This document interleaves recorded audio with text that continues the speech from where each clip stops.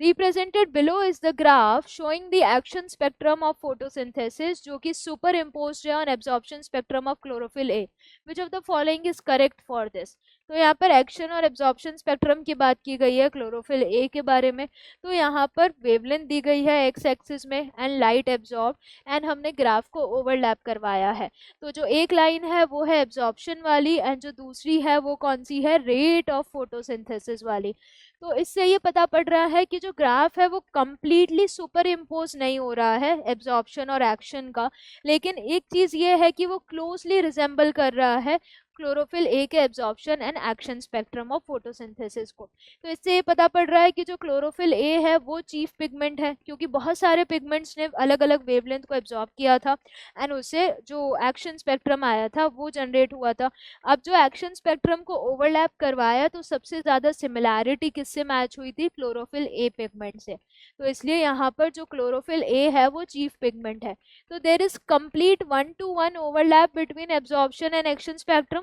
अगर 1-to-1 overlap होता तो ये लाइन इसके इधर ओवरलैप करती या ये वाली जस्ट इसके ऊपर ओवरलैप करती, जो कि ऐसा नहीं है। तो इसलिए कंप्लीट 1-to-1 ओवरलैप नहीं है, इनकम्प्लीट ओवरलैपिंग भी नहीं है, एक सिमिलैरिटी है, तो ये गलत हो गया। By this overlapping it can be concluded कि जो क्लोरोफिल ए है वो चीफ पिगमेंट है फोटोसिंथेसिस का, क्योंकि उसी का एब्जॉर्प्शन मैच कर रहा है एक्शन स्पेक्ट्रम से। तो ये बिल्कुल सही है।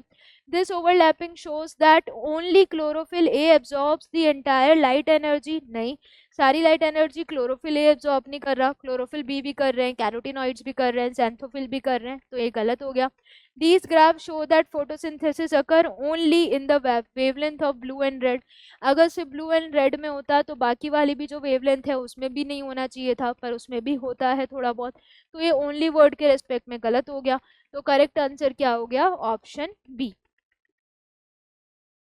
So this was all about the DPP number 47 of chapter photosynthesis in higher plants, जिसमें हमने C3 साइकिल C4 साइकिल के रिगार्डिंग बहुत सारे क्वेश्चंस को सॉल्व किया। आई होप आपको आज का सेशन बहुत अच्छे से समझ आया होगा। Thank you.